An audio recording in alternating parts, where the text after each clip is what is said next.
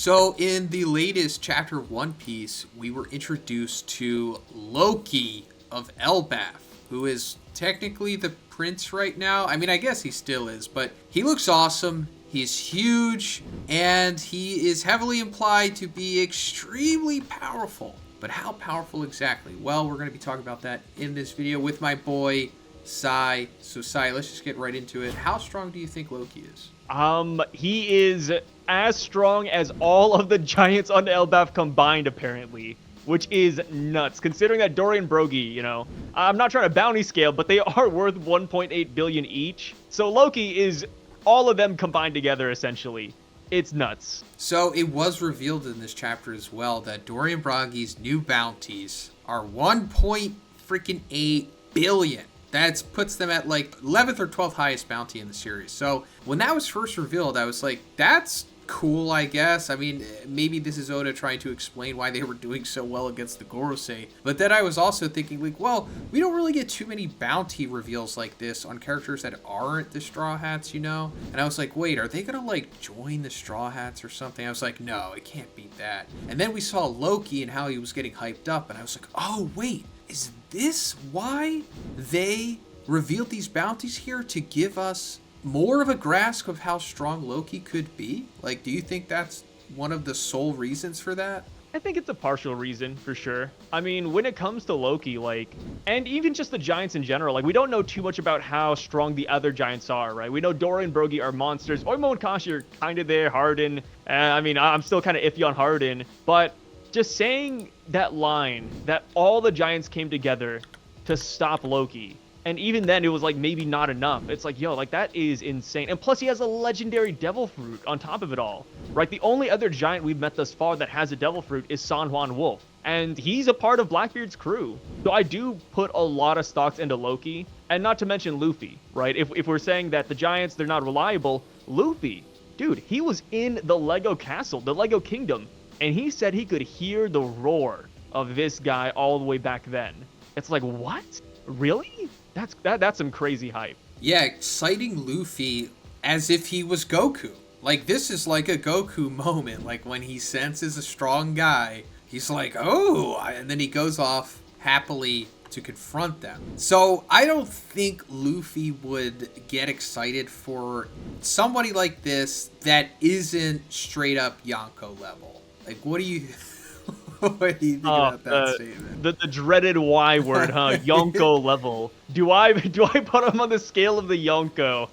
I'm gonna say yes. And hey, it's because the lowest bar we have is Big Mom. And Big Mom wanted to ally with the Giants. Big Mom wanted Lola to marry Loki. I think that in and of itself is enough hype to say, yeah, I think Loki is definitely Yonko level. If you want to argue and say he's at the bottom tier, that's fine. But I do think he's in that realm, right? He got acknowledged by Luffy. He got acknowledged by all the giants. I think he's there. And how strong do you think Loki is? You asked me the why question, but what about you? So I think in order to make things interesting, he has to be as strong as Kaido, which is insane, right?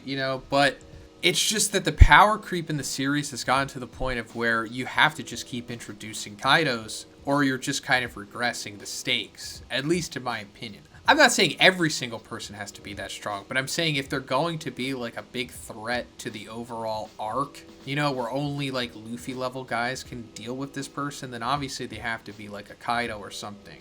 Or be some kind of Lex Luthor type individual that has a Kaido equivalent level of power, but Oda doesn't really do that, so you know what I mean. I don't know if that's hyperbole, but the whole thing about all of the giants having to come together to restrain Loki after he killed his father and took his devil fruit, the former king of Elbaf. If that's every single freaking giant, thousands, I don't know how many there are. There's got to be a couple thousand maybe. All had to come together to restrain him. Oh my god. I mean, I guess you could say if Garp, went berserk, it would take all of the Marines to restrain him. I would believe it. Yeah, at the very least, Loki is more powerful than King Harold, because he murdered him. He just got done off screen, And, going off of your comment about needing more Kaidos, I agree with that, because if we don't have more Kaidos in the series, or Lex Luthors, as you put it, then Luffy won't grow, right? Luffy, he needs to fight a wall. He needs to fight someone who is stronger than he is to learn a new ability. Like against Kaido, Luffy awakened, he learned Ryuo, he got advanced Conqueror's Haki. Like, you need these strong opponents to push Luffy to greater heights. It's like Goku. I don't know why we keep on bringing up Goku. I brought it up the other day too in like a regular conversation, but yeah, it's like Goku. Like if Goku doesn't fight Frieza, he doesn't go Super Saiyan. That's just how it is. Luffy needs to fight somebody stronger so that he can master his Sun God Nika fruit, whatever that looks like. You know what? That might be where things are headed, because Loki does claim the title of Sun God for himself. So maybe he's like, oh, you think you're the Sun God? You're not even properly utilizing your freaking fruit. And then maybe that's how Luffy gets stronger, possibly. Speaking of fruits, though, what do you think his fruit is? Loki's legendary fruit that he got from his father. So I feel like I don't have a concrete answer, but I do feel like whatever Loki has, it is something that is eerily similar to Luffy's Devil Fruit. Whether it's a Gomu Gomu no Mi knockoff, whether it's another god type Devil Fruit, I feel like he has something that would make us think, holy crap, this guy's the Sun God. Like, it's got to have fire, it's got to be stretchy. I think he has that for sure. Because unlike Road, who was a complete loser, who was like a knockoff, Timu Sun God, I feel like Loki's actually being serious here. I would take him pretty seriously when he says that. Like, he truly does believe he has the Sun God Nika fruit. And also, another thing to back that up is that the Giants of Elbaf have been passing down this legendary fruit for generations. What would it be other than something that is top tier or something that is related to Sun God Nika? Because Sun God Nika stems from an Elbaf legend. So it only makes sense if it is tied to Nika somehow, some way. I didn't even think about that. I did, of course, consider that it could be a mythical Zhoniin, but I didn't think that it would be Sun God related, because, Luffy has the Sun God Nika fruit, so it's like, what would Loki have? Is there like another Sun God Zhoniin fruit? There isn't. There really isn't. And that's why it's hard to determine what Loki would be, right? Like, there can't be two of the same Devil Fruit. And I feel like that would get a little bit redundant if it's exactly the same. So it's honestly hard to tell. But unlike the Sun God we met 3 or 4 chapters ago, I don't think he's BSing, though. I think he's being serious when he calls himself the Sun God. Oh, yeah. I speculated that he thinks that he is the Sun God the way that, someone would think they're Joy Boy. Like, he believes that he's the Messiah because of, like whatever version of the Joy Boy religion that was taught to the Giants involves Sun God more than anything. And I guess it's all going to coincide. Like, I think, Kaido, Loki, Luffy, they're all, even Blackbeard, they're all kind of doing the same thing in their own way, which is ultimately like trying to overthrow the system, I guess. Yeah, I could totally see that. He just wants to take that title to become the king of Elbaf. And, when he says end everything, I guess that's supposed to coincide with Ragnarok. Oh, yeah, 100%. And it's interesting because I was looking at what Ragnarok entails and what leads up to it, and there's a lot of...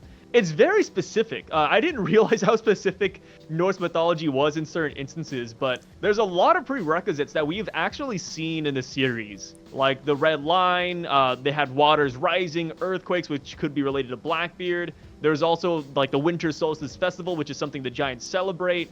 There's even a thing where a fire giant apparently breaks a bridge. And I was like, wait a minute, the fire giant? What about Loki the Sun God? Like, so many things actually line up with Elbaf so far that it does feel like Oda's leaning heavily into Norse mythology here. So I would imagine that Ragnarok will happen in the near future. Or at least the One Piece version of it, right?